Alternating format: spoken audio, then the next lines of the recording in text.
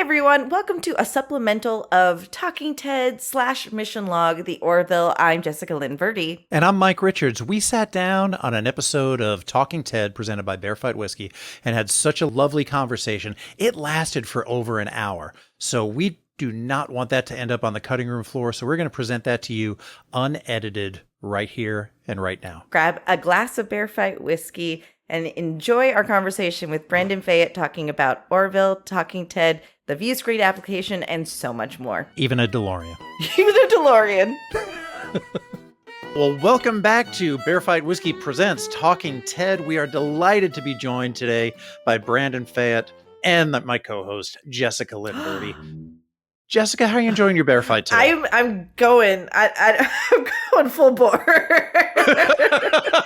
Two fisting, not one fist, but two. Nothing fists. like a Boilermaker. Anyway, it's also not quite the middle. It's about to be like stormy out, so I feel like just have a nice little chaser. Brandon, we're so excited. I actually have to tell you a little. My dad had a record player, a Lafayette, and I was learning about Lafayette as a kid, and anyway, Fayette is a very fun name. Yeah, it's the New Orleans in me. That's where I'm from originally. So oh, that's I moved amazing. to LA the year before Katrina hit, actually. Whoa. So it was an interesting mix of culture shock and like, oh yeah, so the place you're from has been completely wiped off the face of the earth. Decimated. Wow. Were you at school there and then came here? Like, because I'm always fascinated by, since I'm from the Valley originally, I didn't have to travel to my, right. work. I'm always amazed by you guys. I was the LA transplant story. So I had finished my bachelor's of fine arts at a school in Louisiana and was looking to find a way to get into the industry. And so I ended up going to a school that's now really big. At the time, it was like very small, called the Noman School of Visual Effects, which is in Hollywood. I think they're moving to North Hollywood. And it's a school that was created by people who are visual effects supervisors, visual effects artists, training visual effects supervisors and visual effects artists. So love that. It's huge. It's really great. I'm actually about to teach there again for the first time in a few years. But shameless plug for Noman. There you go, Alex. And then yeah, and so I went there, and while I was working on that, I mean, do you guys want kind of like the whole backstory in a nutshell? First question on my notes is, what's your background? So okay, please. Fine, let's just do it. So yeah, I moved to LA, and my concentration was originally kind of what we call a generalist. It's like a jack of all trades master. So the theory behind it was, how can I find a way into Hollywood? I wanted to do the film school route, but I figured at the time, nearly 20 years ago, visual effects was not as, let's say, ubiquitous. It was more specialized. Yeah, it's not as ubiquitous. It's more specialized form, so there was a lot better chance to get jobs. And Noman at the time had a really high hire rate. So like, I'll use this as a way to get in and to start doing film work. And mostly near the end of it, I met this young director who had come up doing television and some feature. Well, he had done some features. He'd done some television. His name was J.J. Abrams. And we... small guy, yeah. He had this company called Bad Robot. And he's like, hey, I want you to... I was going to his house and tutoring him on how to do some 3D stuff. And he's like, hey, we're making the company bigger. We're going to hire employees. It's going to be more of a real company. I'd love you to come and work with me. And I said, okay, well, let me think about it. I had an offer pending from my mentor at the time, this gentleman, Kevin Hudson, who was like the model lead on Polar Express and Spider-Man and so on. And he was like, hey, come work for me at Sony, and you could, work on some of the bigger movies, one of which I think was going to be the amazing, is it Spider-Man 2 or Spider-Man 3? I can't remember, with Tobey Maguire. I was like, oh, yeah, that'd be awesome. I'd love to do that. So I had this job offer from Sony, working with Kevin. I had an offer working with JJ at Bad Robot. And I said, well, what's my job going to be at Bad Robot? And he said, well, anything, it was like anything that I can't do because I'm directing. And I'm like, that sounds like 3 people's job, maybe 4. I was like, look, it's really cool. I'm glad I get to know you. I don't know if I can do this. I don't want to let you down. I'm like coming straight off of the school kick, and I'd already gotten my degree, starting a little bit of 3D. And he was like, well, I'll tell you what, let's just see how it goes for a couple months. And if it doesn't work out for you, I'll help you find a new job. If it doesn't work out for me, I'll help you find a new job. And I said, okay, let me think about it. My parents were like, who pays the most? I'm like, it's not Bad Robot. They're like, go to the Sony one. I'm like, I like this stuff that JJ's doing. I want to not be as much of a wheel on the cog. I'd love to know more about the process. So I took the job at Bad Robot, and the little like 3-month trial turned into nearly 9 years. And so I got to work. I was really fortunate to work on a lot of different films, a lot of different television shows, with Joel Wyman on a show called Fringe and Almost Human, Damon Lindelof on some Lost stuff. I worked with, they named a character in Fringe after me, which was really weird. They did. Our contact email, I mentioned that to you. I said, talk to us about your time, in the Star Wars franchise, on Star Trek with JJ. Talk about your time at Massive Dynamic with the character named after you. It was so funny because Kathy Ling, who was the head of television at the time, was like, they were casting people for the Brandon Fayette character in Fringe. And he's like, I really wanted him to pick a better looking guy, but they're like, he was a scientist and he had to look like a scientist. So I'm like, okay. I had to sign my name away, and I found out I think I'm the only Brandon Fayette on the planet Earth because Warner Brothers did their due diligence across multiple countries. So I worked with Joel and Jeff Piener on that. I worked at Bad Robot. We were doing everything. We had a thing called the Bad Robot Workshop where we would do these things where we would make things that fans could get and create it. And so I was 3D printing with the team back in like 2005, 2006 when no one was 3D printing. And so we were one of the first people ever in Hollywood to 3D print. And I'd print it was when Cloverfield was starting. So I was printing like the Statue of Liberty head in miniature so we could figure out how to shoot shots. And we printed out the parasites, teeth and head parts that we could actually cast from it, but then also allows us to make bite appliances. So you could actually find where the wound holes would be in the scene where they got bit by the parasite. And then the Cloverfield monster, I'd print out different versions that Neville Page would design so that JJ could look at them in the round so we could see like what those sculpts would feel like as real. And we're doing that. We're doing props for Star Trek, the guns, the phasers, the badges. Meanwhile, I'm also like running a letterpress and doing like holiday cards and doing a t-shirt press and doing t-shirts and a UV press. And then I'm also CG souping like shots on like 10 Cloverfield Lane and things like that. So it was like literally I would like do a couple shots on a movie and then go into the workshop and like do some other things and then go home and then rinse and repeat for a very long time. And at one point, if you're doing all the stuff that if JJ does all the stuff that he has to do when he's directing, and you're doing all the stuff that needs to be done when he's not directing, or that he can't do when he's directing, that's pretty much just two people doing everything. It sounds like it wasn't that. No, there was a lot of people at Bad Robot. That was the joke he said when he offered me the job. It wasn't like the reality. Oh, it's just Brandon in a corner grinding away. I mean, the first year, yes, it was just like myself and Dave Baronoff and a bunch of executives. I was like I remember distinctly, I was like drawing on like a Wacom tablet, like one of these guys. And he comes and he brings me like a Cintiq.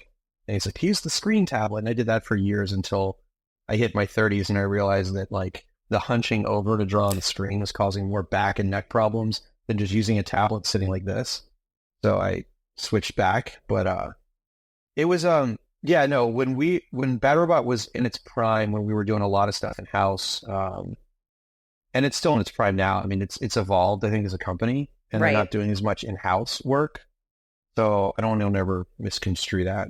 No, I don't think that I would be. Yeah. It's just it's a bigger company now, right? It's a different company. Yeah. When we were doing Star Wars, Star Trek Beyond, 10 Cloverfield Lane, and Mission Impossible 6 or 5, there was like 90 to 120 VFX artists working at the time. I was in charge of the CG side. So anything that's like 3D models, assets, rendering, pipeline, asset creation.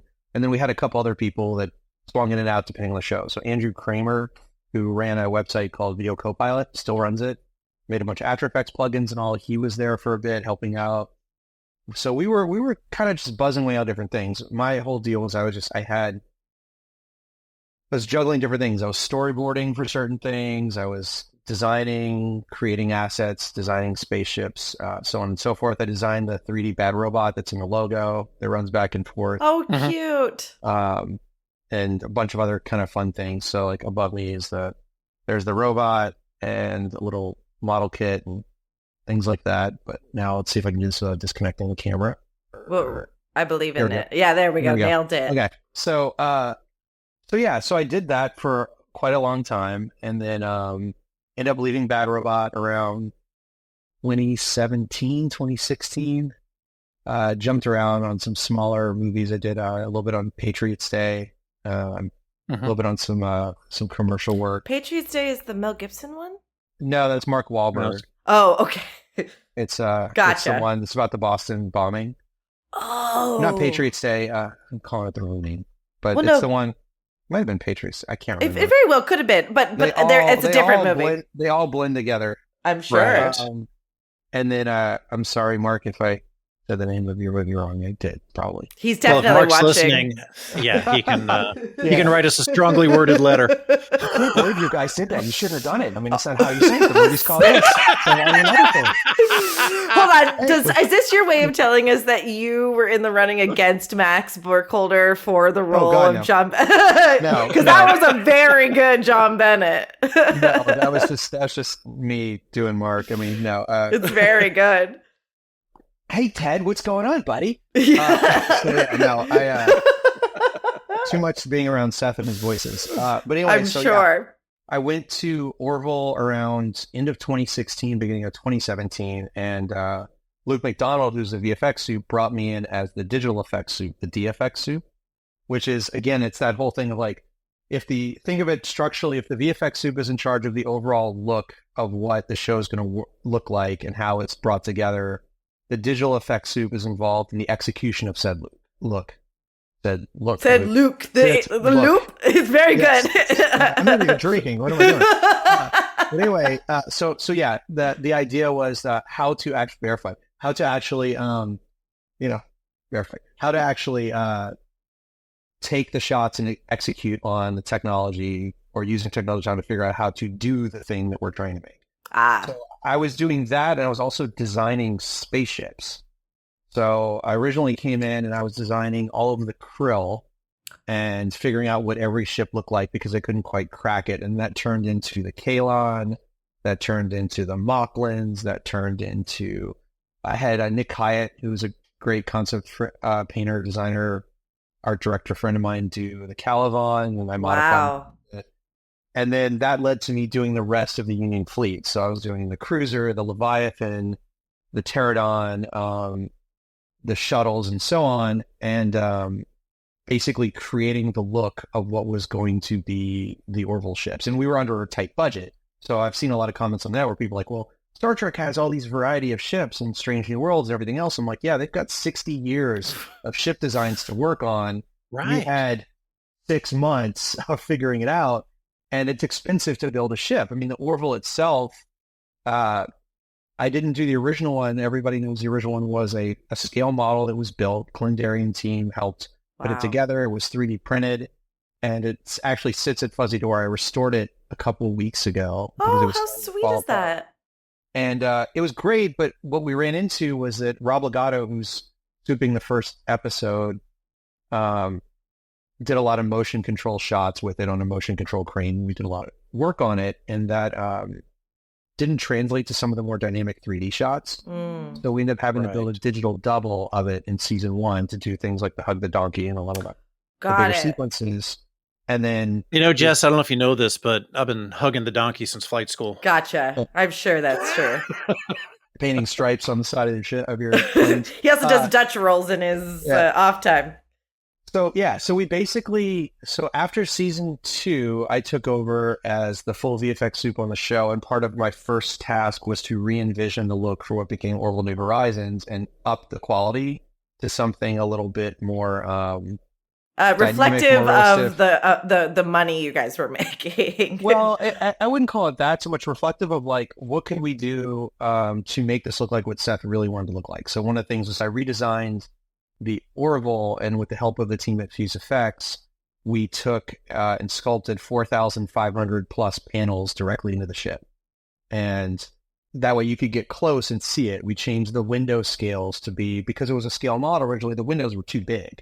They were like the size of bay doors. So we wanted to make things a little more, the entrance and exit hatches for the skate pods, everything kind of changed to be more detailed. And then we propagated that across the entire rest of the show. So every single race had to be up-res. Every single cast had to be up-res. I'm glad that we had figured out in season 2. I had this whole weird idea of how to do the Kalon as kind of like Matryoshka dolls, so that they would live inside of themselves. So the Kalon Interceptor was actually a Kalon cruiser that had a interceptor core, and the core would eject out and turn into the interceptor. So it actually, I finally got this model that when Eagle Moss went down, all of them are broken. Yes. So anyone who has these, they're all broken. Mine came broken as well. Yes, they're all exactly broken. Right. So I still have to glue this one down, but you get the idea. So this is the interceptor. So the idea was it would unlock, it would fly forward, and it would leave the core, and that could be a smaller Orville-sized ship. And so that was the I guess the genesis of trying to do this Matryoshka type thing. That it also allowed us to create different classes of ships. So up here, for example, is the actual. It's just the sand. Okay. Up here is this is the actual interceptor that would have come out of that core, right? Wow. So when it would eject, it would come out, these legs unfolded, and now you had a more aggressive, higher speed. I think it's that whole sci-fi bad guy thing of like, if it's spiky and it has long tendrils, it means fast. And it has to have a red light on it, because then you know it's the bad guy. Yeah, red eye. Red eye is definitely bad guy. Let me put him back up here. Okay. You know what? Because I was going to say too, because Mike and I were lucky enough to go to the premiere, and the Pterodon was there, the fighter for season 3, and that was just, no matter how plugged in you are into the VFX world and the design world, regardless, you're like, this is a cool little friggin' shit. Like it was a cool thing to see. It tripped me out that we actually built a full-scale Pterodon and a full-scale shuttle for season 3. And the actual files were created off my original Maya concept models.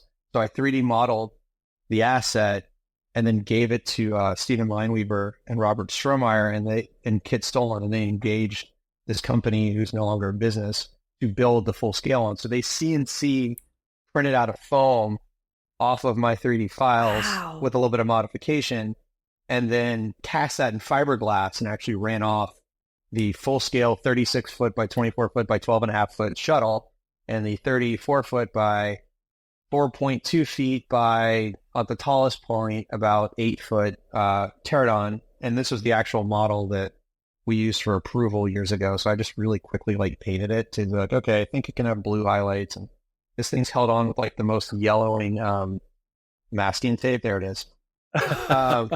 And it was glued together in pieces because my printer at the time didn't have a big bed, and it used to have the landing gear, but as I was telling you guys offline, this was accidentally broken by it was broken twice. It's actually slightly broken here too, so you can see a little piece of it. But the first time was by Bruce Willis. This is so great. I don't know the story too much. I just know that it came back to me broken, and Seth said, he was playing with it and it kind of fell. I was like, it's okay, I'll fix it.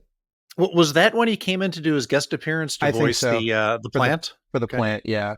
I wasn't there, so it's all secondary knowledge to me. I just know that I was told this is what happened, and so when Mr. Bruce Willis does something, you don't know, you just know it's been done. Well, I kept it, and then it broke again. I think Seth broke it again, and he walked up to me all he was like, "So Brandon, I got news for you.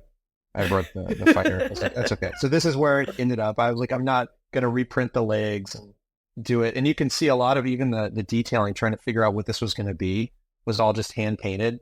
So I just kind of roughed in the strokes and just to get the broad strokes. And originally, I was pitching all the ships to be weathered, a la Star Wars, for season 3. The idea being that they had been through so much, the battles had gone through so much, that everything was more battle scarred.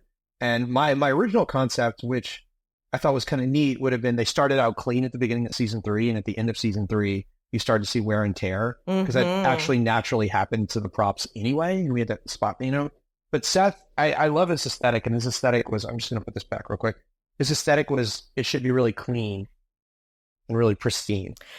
And yeah, I guess if you're talking about the ideal human civilization, or like civilization with multiple planets, you would hope that they would keep their ships up to date. Like, I can see Yeah. he I think this is something we've remarked about and heard from many of the people that have worked with Seth and us talking to him. He really does have his opinions, and his he has to have his fingers on everything, and I think there's something great about that makes a cohesive unit. And Yeah, it's true with who he works with too. I think it keeps it grounded too, because there's not too many cooks in the kitchen. So you're not getting designed by committee or creation by committee. I mean, there's always things like with anything you do in life. It doesn't matter what your practice is or what your goals are. You always have those moments where like, I wish I could have done that one thing better, or I wish I could have made this one thing better. Like for me, it was Randall. I wish we could have done a little more with him, but right. But yeah, it was. What's Randall? I'm so sorry. He's a giant 20-foot ogre that chases them on a football field with an axe. Oh, that guy, the D&D guy or whatever. Yes. Mortality paradox. Yeah. So good. And so it was just, season 3 was weird for us because we had started it and the pandemic hit, and then we went dark for a couple months, and we were one of the first shows back in Hollywood, and we were like pre-vaccine, wearing like face shields and masks, and you're in with 250 people testing every day, going like, okay, if someone gets it, we're shutting down. But Seth was really good. He engaged Larry Brilliant, and we had a whole plan in place, and we managed to go through the entire show without ever shutting down. Larry Brilliant, if some people don't know, his company is Pan Defense, and they were hired to protect the cast and crew during the pandemic while you were filming. Yeah, it was great. We never had a scare. It was kind of amazing. And so, yeah. So what's the relationship between Fuzzy Door Productions and Fuzzy Door Tech, and sort of how that's broken out? So Fuzzy Door Productions is Seth's production company, and in the beginning of season 3 of the Orville, I was trying to find ways to expedite figuring out how to do the more complex shots. So just to give you a little bit of history, season 1 of the Orville is about 4,000 visual effects shots that aired. Season 2 is about 7,100 shots that aired. Season 3 was 7,100 shots as well, but it was not as much 2D as it was full 3D. So if season 2 was maybe 1,200 full 3D shots, season 3 was about 5,200 full CG shots. Wow. So way more for the count of shots. And so what I was trying to figure out was, how can I make my life easier, and thereby Seth and everyone else's life easier, so we don't have to do what he calls a new telephone and he says one thing and it gets disseminated out and changes over time. So I started building this technology in end of 2018, beginning of 2019, that ultimately became ViewScreen. We jokingly called it the Nakatomi Project because we were on the Fox lot, and we were Nakatomi Tower in sight of the news building, which is Nakatomi Plaza from Die Hard. So the first version was called Nakatomi, and that was our code name. I've always wondered where the building was, because it's so not Fox downtown LA. Oh my God. It's Century City. It's right by the mall, right by Fox. Well, because I would always look at it and go, there's no building in LA that exists with no other building around it. Do you know what I mean? But no, it's okay. Good to know. So anyway, so the first version of it was really, the very first test I did was with Kit. So it was Kit, Stolen, and myself in the production office before anyone else was hired for season 3 of Orville. We were the first ones in, and I literally put Yaphet in and had Kit move him around just so we could see if Yaphet would move with this tech. And we were originally doing it in the Unreal Engine and switched off because it was not quite where it is now. And so so I built a version, and I'm like, this is pretty cool. It's kind of like a director's finder / visualizer that can help me do stuff in AR. And unlike most apps that would just bring in an asset, I could animate with it. So I was like, Seth, I feel there's a use case for this. If I had a little bit of budget I could allocate to this, I could probably use it to help us figure out how to scout and how to do location scouting for certain assets. And he said, sure, let's give it a go. So I met Gene Reddick, who was an original Google Glass developer and was the co-founder of this with me.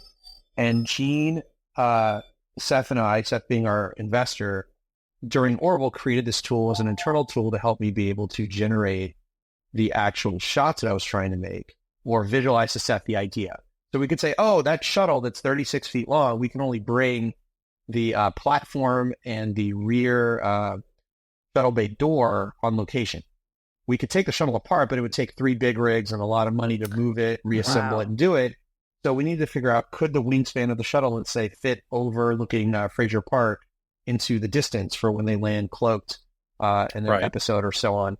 And so most of the time you take a tape measure and you go, yeah, it kind of fits, but then it's always wrong. And it's like a few feet too short, and then you have to shrink the whole shuttle. And now it looks like Seth and everybody's head's going to get clipped.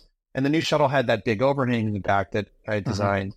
And the intent for that was that there was a hole in it, with the idea being that I could use that to hide any scale changes, because the loop would allow me to create a collar like a brim of a hat. We didn't end up needing it. We did not end up needing it because of the view screen side of it. So we were doing this. We're setting it up. We were scouting. We were using it to shoot. We had the ability to bring animation in, multiple assets. And then the pandemic hit. And in that month, those couple months we were down, Seth goes, hey, Brandon, can you put this inside of the camera operator's viewfinder so I can see it at Video Village? So instead of it being just something on the iPhone where you could like visualize it, could you actually do anything with it? And I said, I don't know. I mean, there's a 50-50 shot that we could do it. And he's like, well, give it a go. And so I talked to Gene, and we're like, okay, well, let's look at what the world had in its available at the moment, technology-wise. And we said, okay, well, there's a couple different technologies out there. I won't name them, but they were all basically stage-bound, right? So you could only do them on a soundstage. You couldn't go on a location scout and shoot stuff with virtual assets, because you need thermals would mess it up, light would mess it up. Most of them were infrared based. There's too much infrared when the sun's out.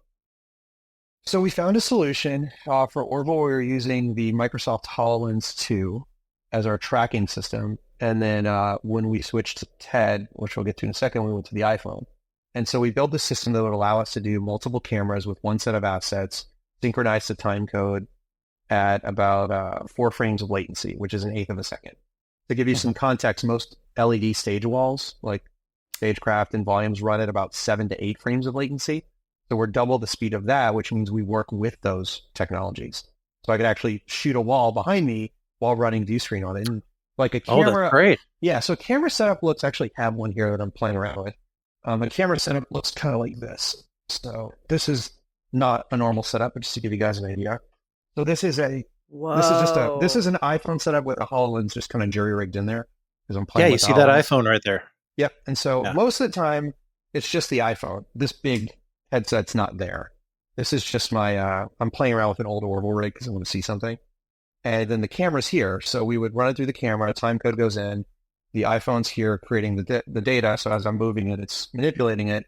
And then, in a certain instance on Orville, it would be this HoloLens. I just pulled this out of storage because I wanted to see something with the HoloLens. I'm testing an idea. Everyone's going to speculate. That means Orville season 4 is coming. I don't know anything about that. No, if it comes, you'll get a call. Yeah. So anyhow, the whole idea was I wanted to be able to do what Seth wanted, be able to do that, create assets, bring things to life, and so on. And then we ended up going into TED. And when we were doing it on Orville, we were accurate to about 6 inches. So when you have a 36-foot spaceship, you don't really notice a half a foot of difference between each camera. With TED, we had to get accurate down to 1 millimeter. Right. So Wow. we created and patented a whole slew of things that would allow us to do stuff, which ended up becoming ViewScreen. And then we turned it into, after TED wrapped, Seth was like, can we take this and make it something that everyone can use? And so we started parceling out the different applications and creating the path to what became like the ViewScreen Scout app, which is available in beta right now. Anyone could go download it if they want, which is like a stripped down version. And then you had things like ViewScreen Scout. So what that would let me do is, without showing away too much stuff I can't show, I'll break something in for you. So this will be your segue. So I'm just going to open up this iPad. Great. And just look in it and pull up this app, which is ViewScreen Scout Pro. Wow, yes. Okay, so this is actually ViewScreen running live. And I'm just going to show you guys something fun. So it's going to scan my environment. So it's going to generate some LiDAR. You'll start to see it as blue meshes appearing around my place. There it is. Yeah, got it. Cool. So that's what we use for occlusion. So we can see a character behind something, right? So I'm going to go ahead and log into a show here. So let's see. Well, gonna learn how to spell. And while he's doing that, folks, if you're not used to checking out our podcast on the Roddenberry YouTube channel, go ahead and check us out there so you can see what Brandon's doing. Okay. So here it is. I'm in ViewScreen. This is basically my director's finder. So this is how we would scout a location, right? So I'm going to go ahead and let's create someone. So who's someone we all know? Well, let me pick a character that is pertinent to you guys. Yaphet. You want Yaphet? Okay. I'll bring Yaphet's Yaphet great. Yaphet's great. I love Yaphet. Let's do Yaphet. I was actually going to bring in a bear, but we do Yaphet. Okay, so here's Yaphet. So I'm just going to move him right here and just push him away from me a little bit. And you can see I'm actually bringing in a digital double of Yaphet right here in front of me. And there's a blue outline when he goes through a wall, and then he becomes real when he's here. And this allows me to not only look at Yaphet, but I can frame up different shots with Yaphet. And this is just the iPhone app. This isn't what we use for camera. I can emulate different aspect ratios or crops. So if I wanted to go to 2:3:5:1, for example, 2:3:9:1, so on and so forth, I'll just turn it off for now.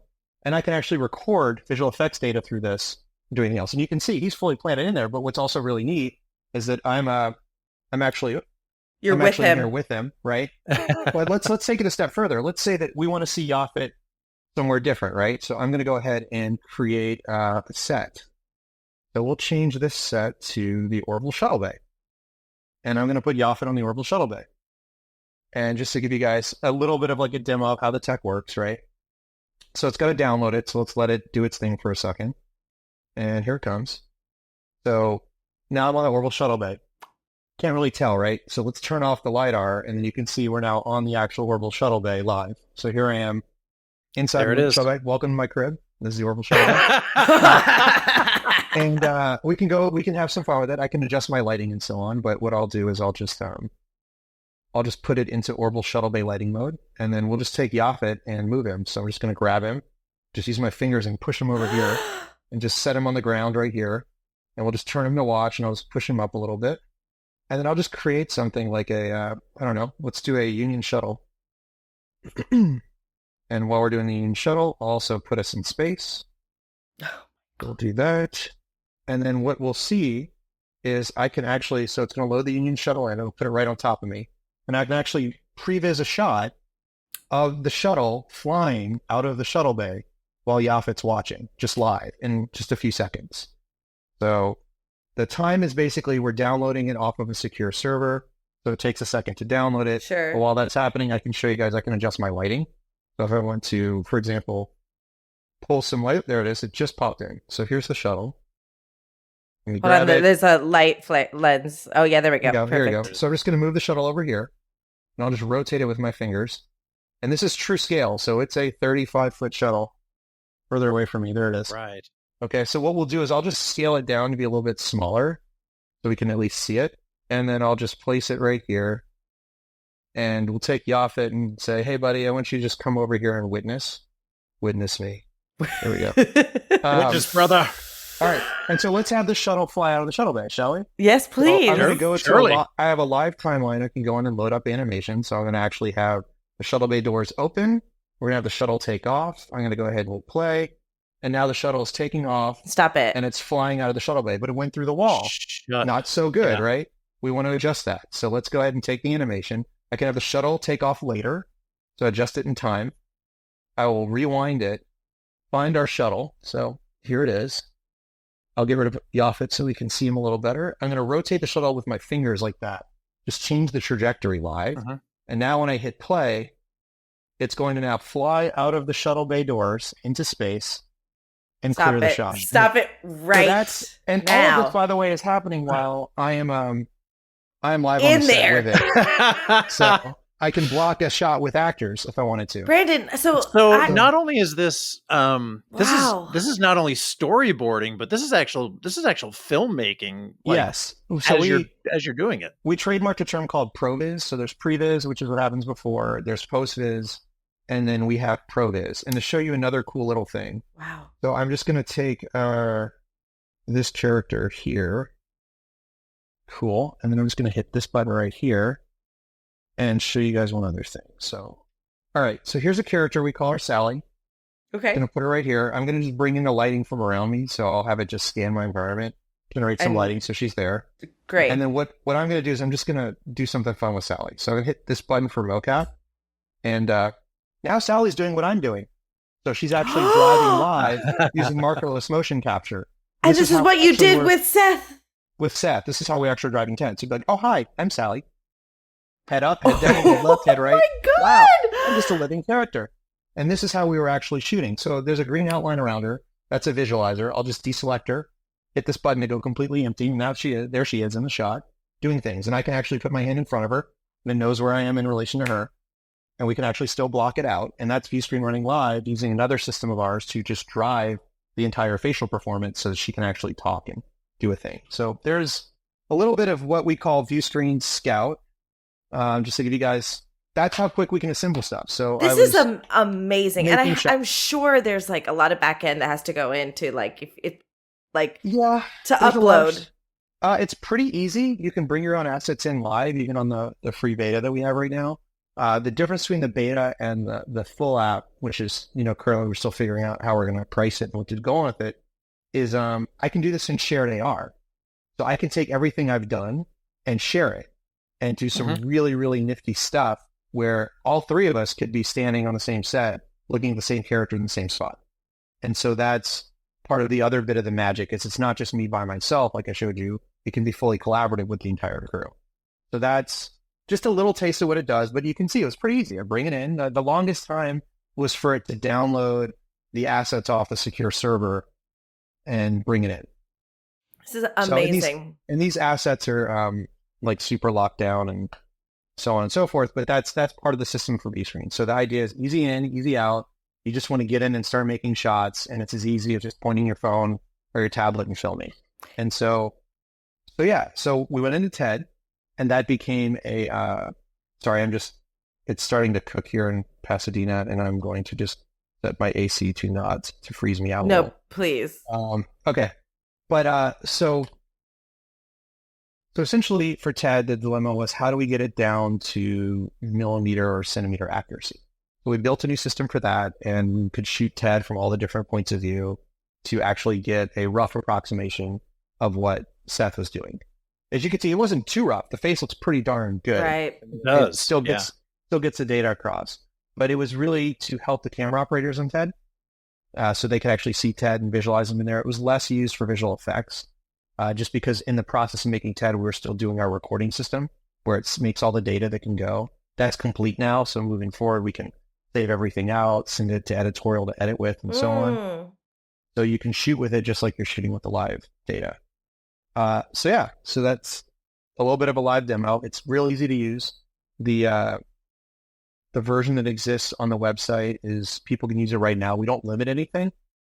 So you can record your own shots. You can bring in your own assets. The only thing we're not letting you do is the shared AR because it requires a little more things. Sure. But you can go in by yourself just like I did and make shots immediately. And we have and Brandon, that website is called ViewScreen.com. So I, over the pandemic, created a improvised medical drama in the style of Grey's Anatomy, where we did all the green screen behind us. We were working with people in North Carolina, New York, and all sorts of people. And you just opened like a whole world of possibility for doing this improv show for me. I knew it was a big deal when it got shared on the Fuzzy Door Instagram to begin with, but I don't think I could have understood until you just showed us the wild capabilities of it, and where this will be in 10 years even is amazing. It's pretty neat. I mean, there's stuff obviously I'm not showing. Sure. Just because obviously NDAs and so on and so forth. So it's a very specific set of features that if you think this is cool, you should see the full system kind of deal. I believe it. It's pretty neat. It's pretty we did a booth at Cinegear, and the booth at the expo was basically, we had a corner lot on the Warner Brothers. It was the Warner Brothers lot where Cinegear was.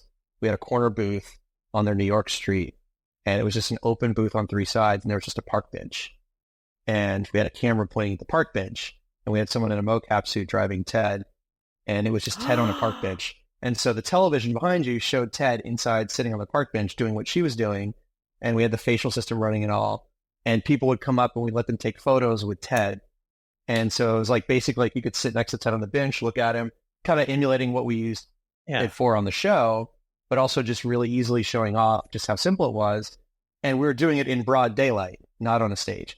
So it was like, here is all of this technology happening literally right in the worst possible shooting conditions. Speaking of the backlot, and I think this is the perfect way to kind of like just this is, for lack of a better word, marry these, like the Ted and the Orville world. You met your wife on Orville, right? And you guys got married in the backlot. Is that correct? We didn't get married in the backlot. No, we met on the show. We actually got married in a little town called Solvang, which is like a beautiful little Dutch town. Why did I think you guys had the Marquee? I think that was Brooke. It was Brooke who got married at the Marquee. Okay, so then that was a horrible segue. That's okay. Horrible segue, Jess. Straight that. Yeah. Go back. I live on the lot so much, on different lots that I can't tell reality from fiction at this point. But Brooke also met her partner on the Orville too. Is that correct? Or no? She was with them. They just shoot me. It's like so you met your partner on the Orville, and she's a whiskey drinker. Well, so she is she's a screenwriter, and she's also, so you know, all screenwriters, especially in today's economy, need to have other jobs. So she's she was actually she was an actress for a few years, and she became a wine distributor. So she was around LA doing all the distribution for wine, and then she became a wine journalist for a natural wine company called Domestique. So she was a big wine person, and now she works for Whiskey Raiders, which is now Bottle Raiders, as a journalist for their whiskey and spirit side. So we have just, God, so many bottles of bourbon and whiskey and scotch. Well, we'll have to see what she thinks of Bear Fight American single malt whiskey. Yeah, so she's we'll try it sometime in the next few days. But yeah, so it was really cool. So she's in the industry, but also has a really fun job of drinking like you guys are and talking about things. And so speaking of everything that you mentioned, what's next for you? Either what's the next evolution of this technology, or just what's next for you personally, professionally, and you know, where do you see things? What do you think you'll be working on that you can tell us about? We have a couple shows and features that are interested in the ViewScreen tech, so we're currently spinning the rest of this year, spinning up some of those shows, working with their needs, but also trying to complete from a beta to a first real release version of the app. So the user interface is changing a lot. The user workflow is changing a lot. We're putting in a whole bunch of new technology that I can't talk about. And then, yeah, I think obviously there's things in the work at Fuzzy Door that we'll probably be involved in. And then there's other things in the future in 2025 we're going to be involved in. But we're basically just finishing the thought on what this technology is and how it can go. We're trying to target right now the professional Hollywood side of people, but also are starting to build a direct path to the indie filmmaker, the student, and the independent producer, like YouTube content creation, YouTube streamers, and so on. So we have two tracks that we're developing on simultaneously while trying to maintain the idea of this being... The idea is really what you guys saw. It's meant to be a really easy to use tool. And when I say that, it's fast. So like we downloaded those assets. So if I went back into it's insane. It's up in 1, 2, 3, 4, 5, 6, 7, 8 seconds. And if I take 2 seconds away from the splash screen, it would be even faster. And then the idea is I can go in and I can actually just immediately bring something in. So if I'm going to bring that Sally character in, I just go bring in Sally. So I just tap her name. So let me just find her real quick. There she is. Okay. So here she is. And just put her right here. And if I want to place her on the ground, I can literally just tap this little cube, tap this button, just drops her right on the ground right there. And she's ready to go. I can animate her. You can see she's blinking a lot right now. I can rotate her with just my 2 fingers spinning in a circle. So 1 finger moves her, 2 fingers forward and back, pulls her closer and further away. 2 fingers in a circle, spins her. So I can rotate her to me. And then you're ready to go. So you can just literally hit record and go, here's Sally. We're getting close to her. And she's pretty scared. So she's going to turn and she's going to run this way and go hide in the corner. And that's my shot. So I hit Blair gallery. Witch style. I hit gallery, and here's the shot I just recorded, played back instantly. And then I can take that and I can share it. I can send it to people, so on and so forth. but I'm making a shot that quick. The idea is to make it so that a lot of this technology, it's so much about technology that you can't work past it. So we're trying to make it very easy for people to just create and let the technology take a step back. It's trying to be used differently. That makes a lot of sense. Yeah. Next question I had for you was kind of threats and opportunities with the emerging technology. I think you spent a lot of time showing us the opportunities and what you're working on. What's kind of what are the biggest threats for filmmakers, for visual effects people, for storytellers going forward? Yeah, in general. I think right now, I think the industry is in another state of change, right? So in 2006, 2007, there was that last big strike, and a lot of things changed. We had more things leave Los Angeles. We had more things go to reality television, so on and so forth. And then obviously, Hollywood has now married or become married with big tech, with Apple and Amazon, and Netflix, and everyone kind of working on it. I think coming off of this next big strike and figuring out what's going to happen, I think we're going to see for the next few years an evolution in what's happening with technology. The other thing, obviously, is that people bring up AI, which is a little bit of a misnomer because it's not really an artificial intelligence. It's pattern recognition and recombination. So it can't actually think for itself. But that's the buzzword. It's going to stick and so on. But I think the use of how the AI technology is going to be used and the ethics behind it are going to be a big talking point over the next few years. I also think that we're going to run into a situation where people right now think AI can do more than it can. We look at things like Sora, right? And this is going to change. But right now, if you ran a video of Sora and you had someone take a bite out of a cookie, right? You take a bite of a cookie and they pull it away, you would expect to see a bite taken out of the cookie. But most AI right now, the generative AI, doesn't understand cause and effect. So if you take a bite out of the cookie and pull it away, it's a whole cookie. It doesn't realize that taking the bite leaves it open. So I think there's a lot of technology, a lot of things to come with that as well. And we're in a situation which is not necessarily a threat so much as this technology is here to stay. Just like the internet, this technology is here to stay. So I think the world needs to adapt to how we're going to work with this. And I think change is always scary for people. Yes. And it's all about, to me, it's always about being ethical about it. Like even with ViewScreen, we're not doing anything that could impact someone's job with our technology. Just make it easier, which frees you up to do something else. And correct. Or shoot more shots, right? So in Orville, for example, just to have a shuttle land in a shuttle bay, it would normally take like 4 or 5 takes. It'd be like one it lands, one with a little more headroom, which is the space between me and the top of the frame, one with a little more footroom, so it looks like this, where there's more footroom tilted down, one a little faster, one a little slower, and then we get into the whole, like, what's the tone of the shot? And, 9 times out of 10, the take that might be the best take is the one that's not great for visual effects, and we have to digitally rebuild part of the negative or work within it. And when we started using ViewScreen, we were getting it in rehearsal on a take. So we would see it, so the operator could operate it as if it was real and do it. And one of the things I love about this side of the technology is the ability for us as creatives to play to our strengths. So what do I mean by that? I mean, I'm a visual effects supervisor. I'm someone who understands how to put the invisible thing in, right? A director of photography and a camera operator, they know composition. Visual effects supervisors, we know it, but it's not, we live it, we understand it, we do it, but it's not what drives us. Yeah, right. Right? The DP, the camera operators, they know framing, they know timing, they know how to make a shot feel good. And there are visual effects artists and teams who do that too.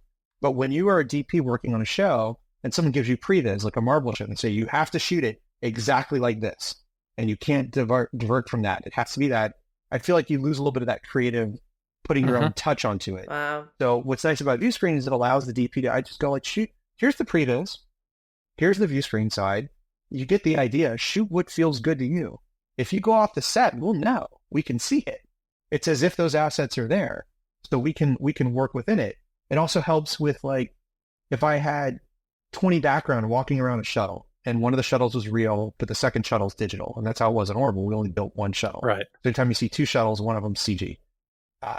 You can tape it, you can put C-stands up to block people from walking through it, but there's always going to be that one bogey that gets in that you have to erase because they weren't paying attention and they walked right through the digital asset.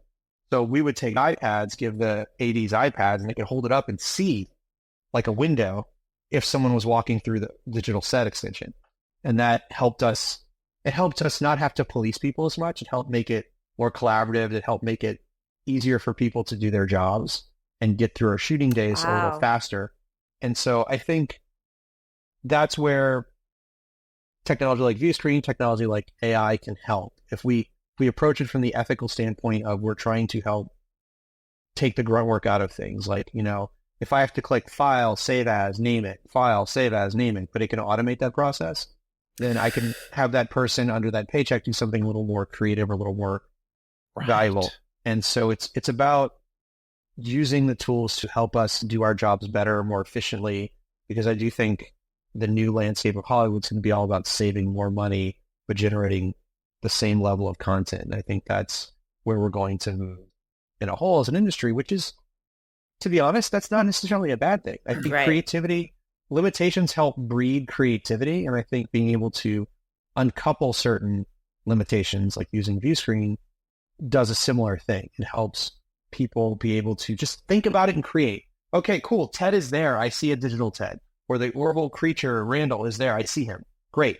Now I don't have to sit there and think, is that ping pong ball, too big? Because we'll have a situation where, like, here, I'll just take the Vision Pro, for example. All right. So imagine this is the creature's head, but his hair is right here, right?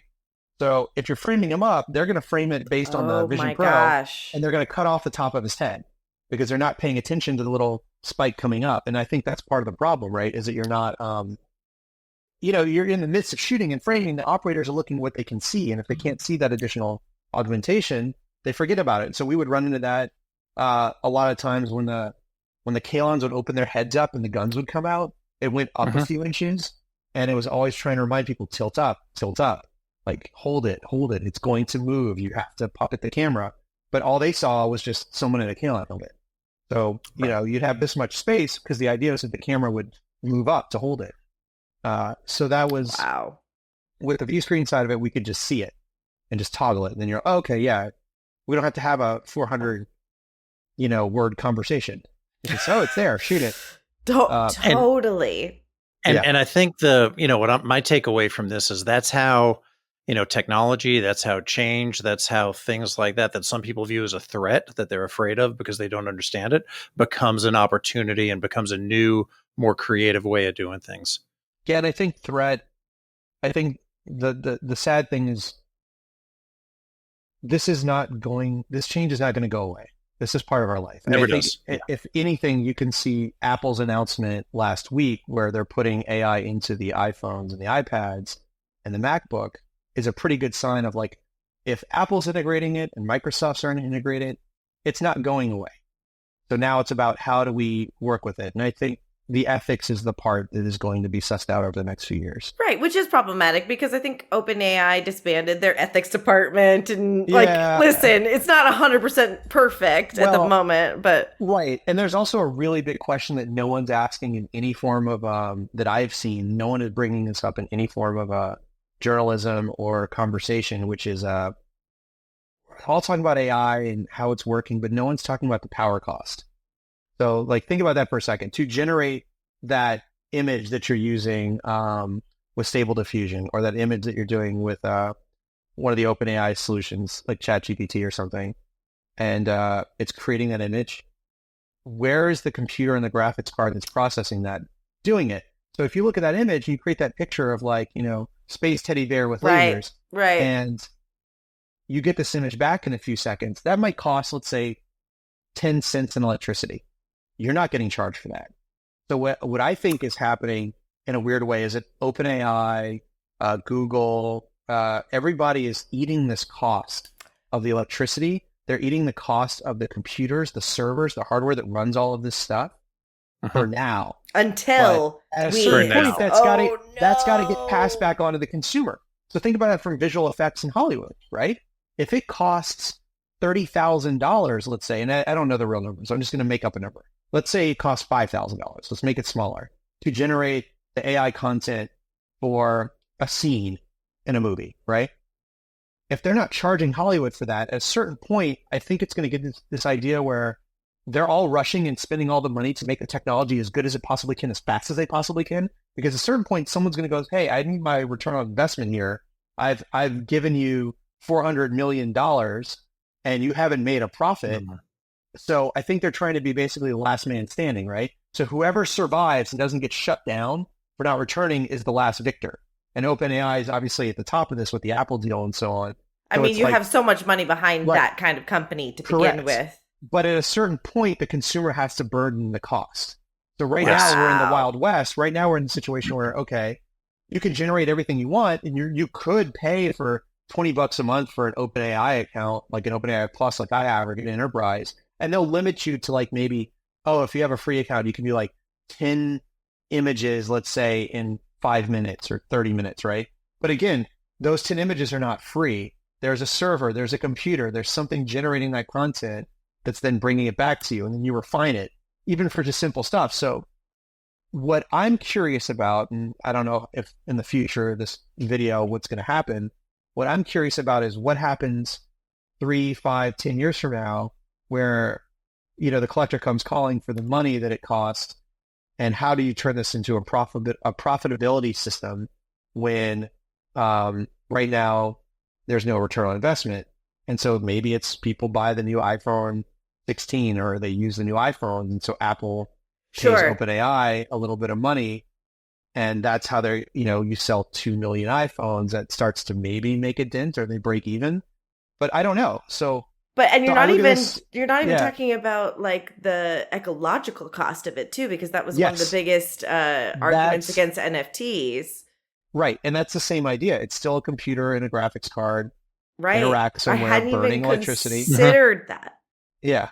So that's the interesting thing. I have yet to see an article about it. Everybody's talking about how it's bad, it's going to ruin the world, and there is which is the wrong thing it's the wrong thing to focus on. But what I'm seeing is, you've got all these Hollywood producers and people say, oh, this is going to be great. We can use Sora to generate full shots, and we don't have to bring a crew in and blah, blah, blah, blah. Not to mention the fact that obviously you got to have a compositing team fix and clean up all the errors because it's not really great yet. But at a certain point that, this is great free thing, OpenAI goes, okay, so if you're going to use our technology, it's going to be $50,000 for every week, and it's going to come out of your budget. And they're going to go, well, it's $50,000 versus hiring a crew and going to location. And they start weighing, and they go, okay, well, I can go to this location and do it with the crew. Right. And that might cost me only $40,000. Totally. Whereas this thing, I don't know if it's going to, you know what I mean? So totally. And then it's back to Chatsworth for more location shots.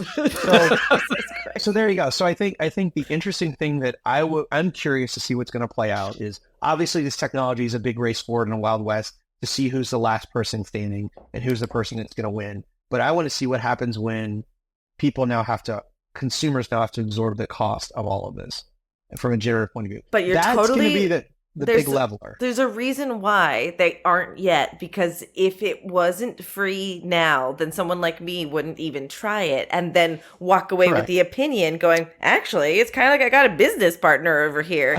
Where are the babies? And AI is the crack they're giving us to get us hooked. Right.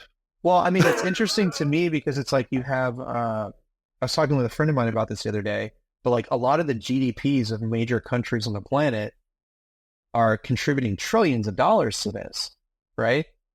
But at a certain point, you could bankrupt an economy. I mean, depending on how all in you get on this. So I don't know. I'm not a pundit of like anything involving like the destruction of the world with this. I'm more of like, or the destruction of jobs. I'm more like, this is a great wave everyone's riding, and it's going to get better, and that's awesome. And I do think we're getting close to a plateau, like a first level plateau. I think we're going to get to a point where we can get the 90 percentile of what's out.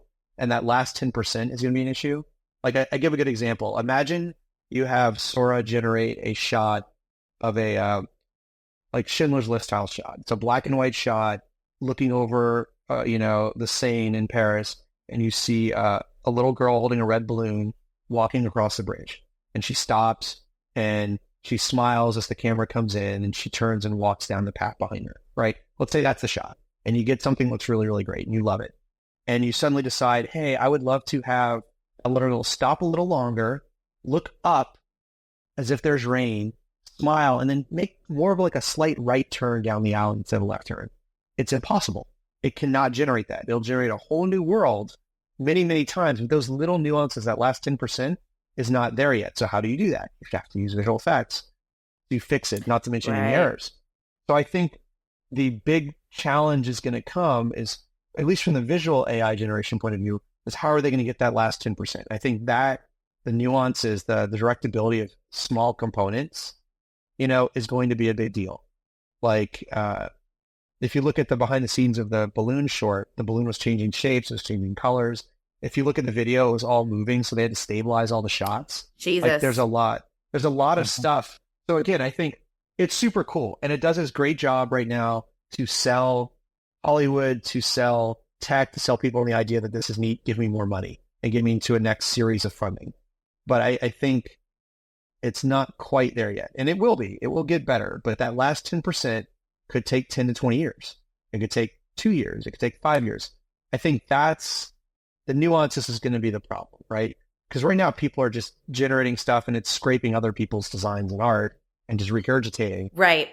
Which I can understand the ethical issues with regards to that. But really, if you can take it in stride and use it as a tool as it's meant to be. And again, I'm also coming from, a layman's perspective with regards to it. It does some cool things. It's not perfect. It's kind of stupid still. and I don't want to be part of the AI uprising where they're like, Jessica Lindbergh called me stupid. And that's not what's going to happen. But I don't think it's ever going to get to that. No.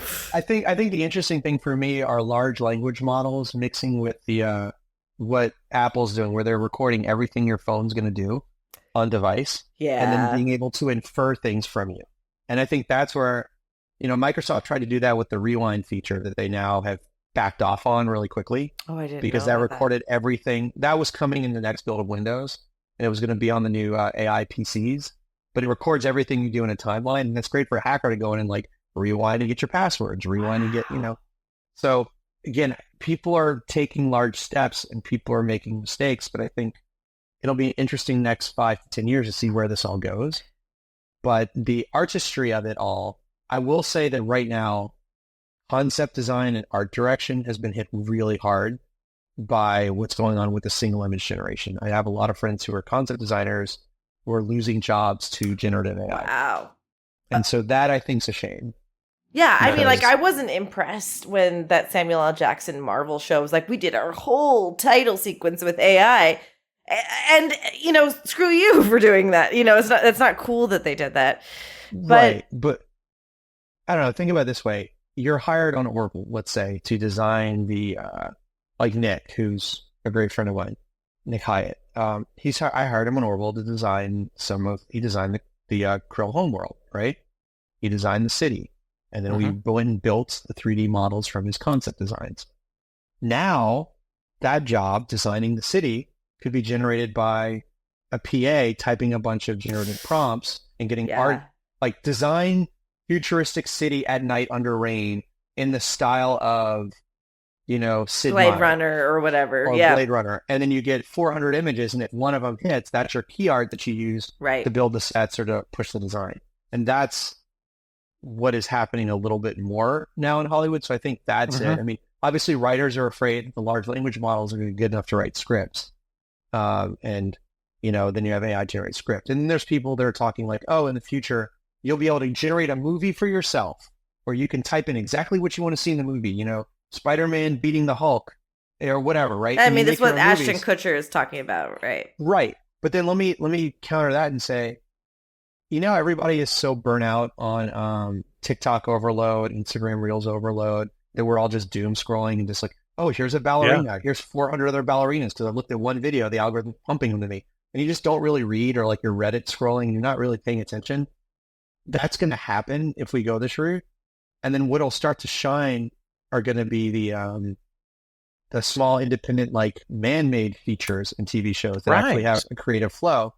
Same reason that like vinyl and cassettes are coming back, which is really horrible to say in a sentence that film is going to be like cassettes and vinyl are now. So I don't wish that to happen, but but you need that creative element. You can't. You need the ask human for a movie, human and then be surprised or be touched or be mesmerized or have that aha moment, unless it came from the creativity of somebody else that thought of something that you didn't, that had an insight and was able to Right. share that insight with you, that is going to change your life and turn on a light bulb over your head that makes you think you should be different. Or just think of like, I don't know if you guys agree with this or not, but it feels like, judging on box office and judging on what the data is, that the world in general is getting superhero fatigue. Oh yeah. Or Star Wars and Star Trek fatigue, right? Marvel fatigue. They have, correct. Yeah, totally. So what happens and Star Wars is in danger right now, and I hope to God it's not, but like, what happens when you shove too much of something down people's throats? They don't want to do it. They don't want to deal with it. They're sick of it, right? And Dude, so I love Star Wars, and that was like half of my personality when I was in middle school. And I don't care about the Mandalorian. I don't care about Boba Fett. I don't care about the Acolyte. I've never watched Clone Wars.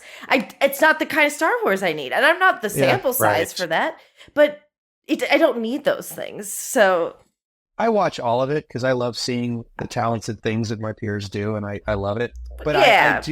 I do start to, once you get to like season 3 or something, and you're like, oh, man, it's starting to get hard to come up with new ideas. That's always the challenge in any show, right? Sure. It's like, how do you keep it fresh? But like, I do think, judging, my opinion notwithstanding, where I eat up everything, judging on the box office, judging on the return, people are fatigued, right? Even Furiosa like didn't do well.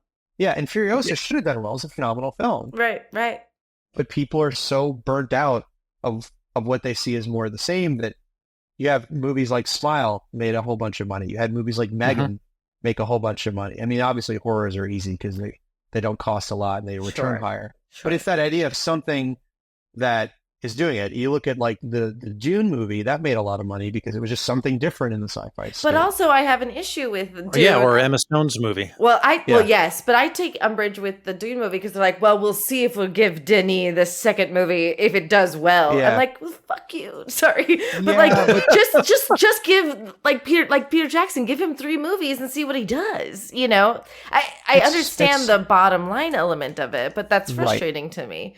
But that's what I think is what people are dealing with, right? I think studio executives are trying to maintain profit, right? Sure. In a world that's getting oversaturated with streaming. Sure. And I think you're running into a situation where it's not like it used to be, where executives would say, "Oh, I believe in this one auteur, like a Spielberg, and I'm going to give you all the things to keep making your films because you plus." Now it's almost algorithmic. It's like, okay, I know that if I bring in Steven Spielberg and Harrison Ford and I make a movie, it would generate X amount of revenue with X amount of people based on the math.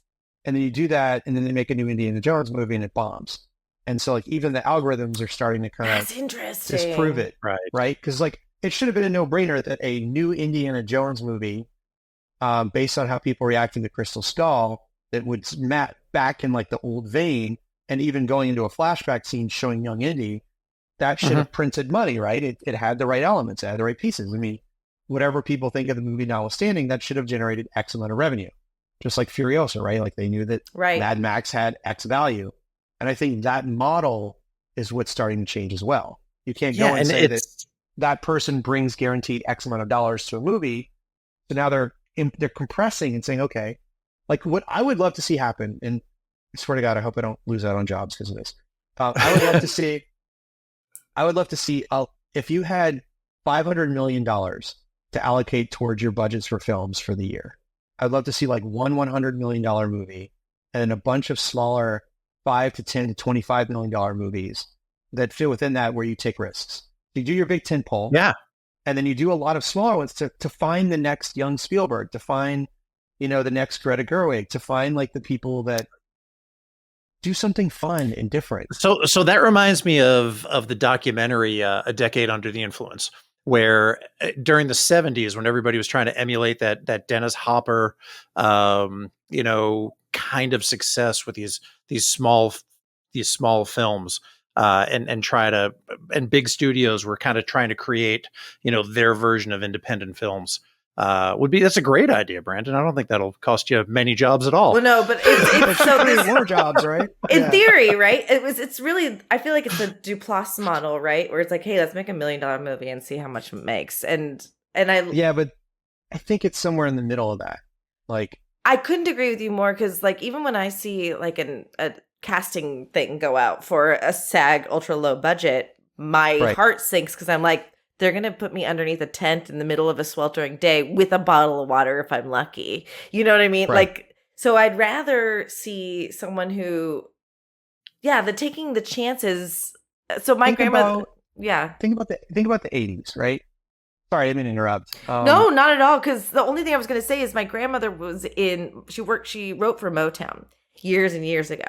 And those executive producers in the business were just these old guys going, let's see what this kid can do, you know? Yeah. And now you have these guys who are like, well, has he gone viral on TikTok? And does he fit does he look like, as opposed to taking a chance on the Beatles, right? I always talk about how the Beatles were said no to by 6 other record companies. And someone finally said, let's see what happens. So there's not a lot of let's see what happens.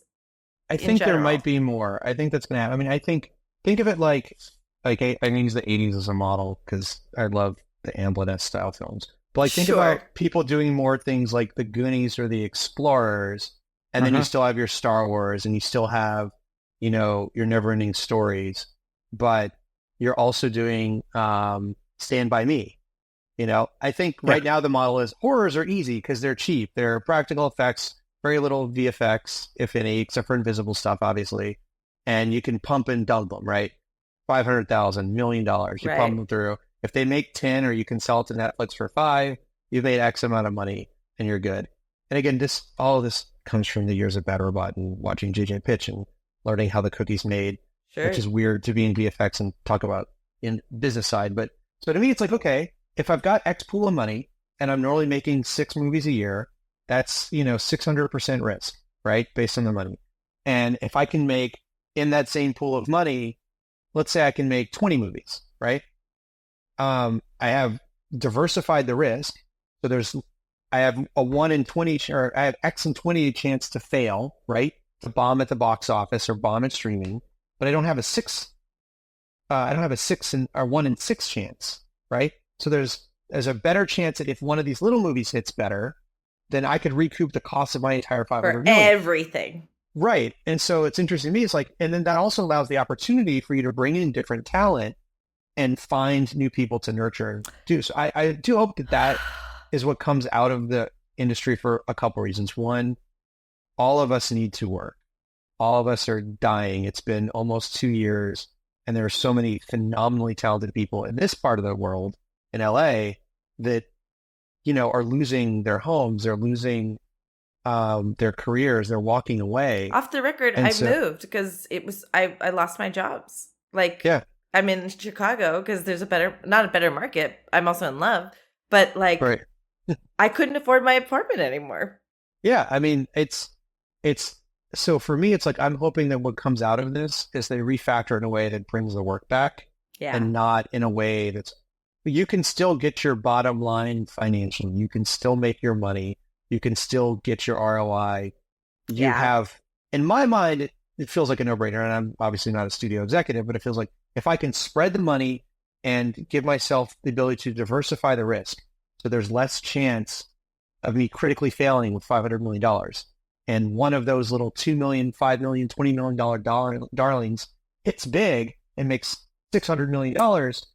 And then the other ones also hit in different levels, then I could walk away with way more profit than I need, but I think people are just afraid right now. And I think there's a wait and see mentality. And I worry that that's going to I'm hoping that 2025 is going to be a beautiful year of creative film, creative television, creative non-film and television content. So maybe there'll be something that comes, because obviously TikTok's on the chopping block right now anyway. Sure. But something that comes where people are able to create in a way that sustains the bottom line of the people that are paying for it, but also brings the jobs back to everyone around the world. And I think otherwise, I worry that this industry is going to become like the vinyl or the cassette. And it's going to be less things made and smaller crews. And I hope it doesn't shrink. I hope it grows. I think you're exactly right. I think we're due for a watershed moment in this industry and as a culture. And, for me, the last time, kind of bringing it back to Ted, that we saw that big change in culture was around that 92, 93 time frame where Ted is set. And we saw everything change: music, the style, fashion, people's mentalities. And I think we are so overdue for that. One of the reasons I don't go to superheroes anymore is because with a family of 4, taking 4 of us to 32 films to reach Marvel Endgame, I didn't want to start over. We didn't need any more phases after that. I wanted a good phase, but go ahead. Go ahead, Mike. I was going to say, I got 2 more questions to ask you. I don't want to take too much of your time where you've been so generous with us. First question, because we talked about it offline a little bit. What kind of car do you drive? I have a couple cars, but the one that you want me to talk about is I have a 1981 DMC DeLorean. That is fantastic. The DMC 12. Closer here. Oh yes. As a fellow sci-fi fan and fan of the 80s, that gets me where I also have some connection to it, as I'm a Pontiac guy. John DeLorean, before forming his own motor company, was the general manager and chief engineer at Pontiac Motor Division. So father of the GTO, so called. You got to get yourself a GTO. I have one. Oh, there you go. See, the sister cars. Mike's gonna start a car podcast, I think. Yeah, I like the DeLorean. I looked for 10 years to find one that fit the exact specifics of what I wanted it to be. I wanted it built on a certain month and a certain VIN range. So I have an 81 DeLorean that has a lot of the features of the 82, and it's about 20 to 30 VINs away from the A car in Back to the Future. So that's the same style hood, the same style layout. That's spec'd exactly the same as what the time machine would be. But I own a DeLorean, not a DeLorean time machine, because I don't want all that stuff on my car. Right. And is it an automatic or is it a manual? Oh, no, it's a 5-speed. So, yeah, it's a great car. It's never stranded me, knock on wood. And it's always been pretty solid. I converted a lot of the old Lucas Electronics relays to solid state relays, and also changed the ignition and timing system. It's one of the first fuel injected cars, weirdly enough. So converted all of that to computer controlled. So yeah, and the way it worked was weird. So modern fuel injection cars will they'll squirt gasoline when they need it, and that'll keep the engine rolling. Mm-hmm. The way the DeLorean worked is using a system called K-Jet. It's always blowing fuel through the tank, and it's just live adjusting the mixture. So the idle's looping, so it goes like so when you hear it in the Back to the Future movies, it's actually a Porsche from the 80s that they use for the sound of the engine. But a DeLorean's got a very specific actual engine sound. So no, I know I've seen you on the 101 at some point. I'm sure of it. That is awesome. And where can people find you online if they want to follow what you're working on, follow what you're doing? I don't know. After listening to this, I think people would be very interested in what you think and have to say. I don't really have much of a social media presence these days. I did more during Orville. I think, if we ever do another show like that, or the next show that I soup, I'll probably do it. I was on Twitter for a bit before it became X. I'm still there, but I don't really use it. And I don't, I'm on Facebook every so often, but honestly, I don't know. Things like this are kind of the only thing I do these days. That works for us. And this is the first one I've done in probably about a year and a half. Well, we are delighted to have you. Thank you so much for being here with us, and look forward to having you back, possibly for Orville season 4, maybe just with your next big breakthrough in filmmaking technology. Yeah, congratulations, man. Thanks for being on. Cheers. Yeah, thanks, guys. Cheers.